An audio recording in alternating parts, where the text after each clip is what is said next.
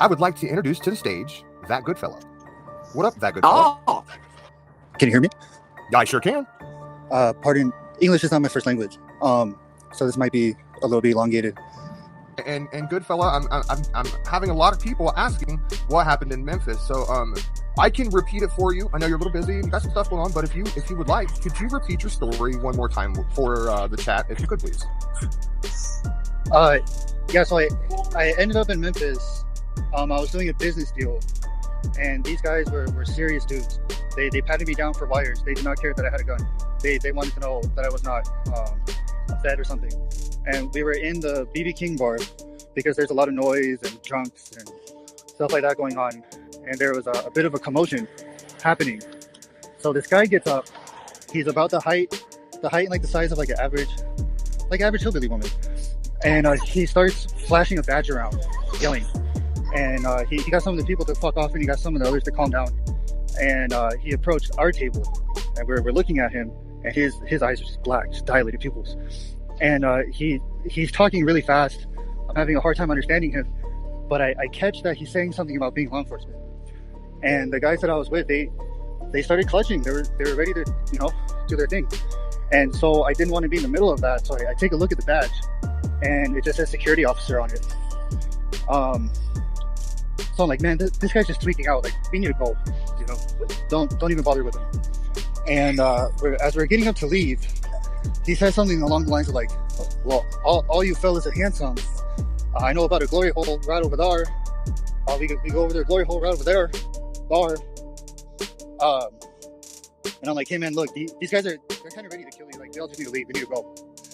And he was just staring like he didn't register what I said to him. But then it looked like it clicked what I told him. And get the fuck away from me, weirdo. And then my bad. You're good. I'm out in public. You're good, man. And then when it clicks to him, he starts going on this tirade about like, oh, well, I was in the Delta Force and I'm a bounty hunter and I'm in the law enforcement and blah blah blah blah. And he's like, all right, yeah, okay, God bless you, have a good night. We're getting out of here. And so we're leaving. He's like, but wait, I'm trying to take y'all over to the glory hole over there. And then we just walked off. We left. There's like a waterfront park, maybe about a block away from that bar. And we finished business over there. And I'm a fan of Cyrax. I've been watching Cyrax and his trolls and everything forever. That's where I know you from, because we both follow that same community. Right, and that's how I found Katie's community, was because of Cyrax being on her panel. So I keep watching, and eventually, like, I'm learning a little bit about this Ernie guy, and then I hear him talk, and he says something about Soldar, and I was like, oh, that's that fucking weirdo from Memphis. It hit me like a ton of bricks that this was the guy from Memphis, that weirdo that tried to get 6 dudes to a glory hole in Tennessee. I mean, honestly, like, the story's there, I could see him doing some wild shit like that. Ernie likes penis. Well, and plus, like, he was just geeked out of his fucking mind, I mean, and I can also he see must that. have, like, freshly smoked or snorted whatever in the Go bathroom. arms up. Those eyes were, like, demonically dilated. 6 dudes, Sheila D. 6. Ernie was prepared to take on 6 of them. You heard it correctly. And you also heard that correctly as well, Princess Fuzzy Butt. That glory hole over there. that's how he said it. Like, you can't Yeah, say. and I didn't even know what a glory hole was, because English is not my first language.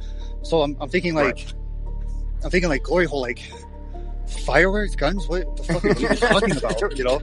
And I had to go home and do some research about what a glory hole was, and then it became like that much more like evil to me. Like, that's just what it felt like, was evil. Trying to do these abominable things to strangers. The people that you don't know. You approached us the fuck out of nowhere. I don't even know why you came over to our table. Well, we know now, but at the time I didn't even know why you came over to the table or anything. And I saved your ass, dude. I saved your ass. Those guys were ready to kill you. They were clutching their guns. Wow. I saved your ass. So you got to count your blessings. You really got to count your blessings. At this rate, if I were you, I would just turn myself in. Repent. I'm honestly shocked with the way that he ran around sometimes, like one sock and all. That he's not had an issue with somebody somewhere. for as good as Ernie thinks he is, he does not know how to read a room.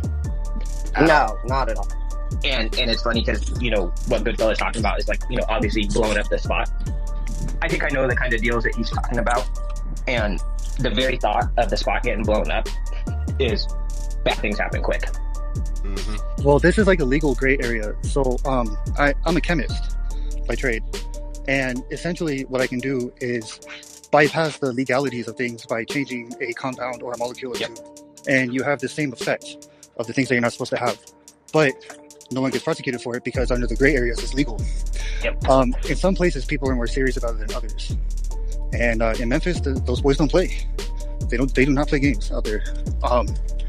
So yeah, he almost fucked up like a pretty serious thing. Lives were on the line, you know. Tarek, you must have lost signal because it dropped you off and then it popped you back up and then it dropped you off again. So let me know. So yeah, that's do you and you've already stated like you feel like all right, cool. Jump back up whenever you get time, Tarek. You know you're welcome up here.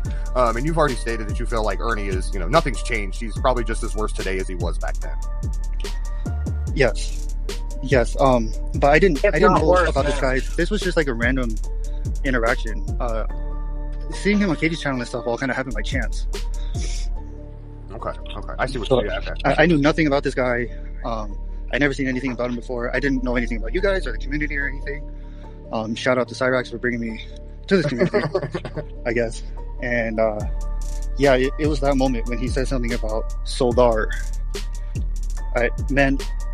I had to like go get my wife and bring her over to the phone and be like, look, this is the guy I was telling you about in Memphis all that time ago. Here we go, crap. It's a good one. Ernie 2018, do you remember being in Memphis? I know I was not. That was a setup. That's all set up. And we did report that and we did strike that. We did. Because they're gay bashing and they're talking about this, homosexual acts. They're talking about sexual acts on YouTube. And I'm not into that. I didn't do nothing like that. So never did I do that. That's a lie. That's a lie. And for Tarek and him to jump up there, like I said, everything's going to come to pass. Everything's going to come to pass. Not worried about it. Not worried about it at all. But I'm answering your questions right now. I thought that was dirty how he done me. And, you know, they'll pay for that. They'll pay for that. I promise you that. They'll pay for that.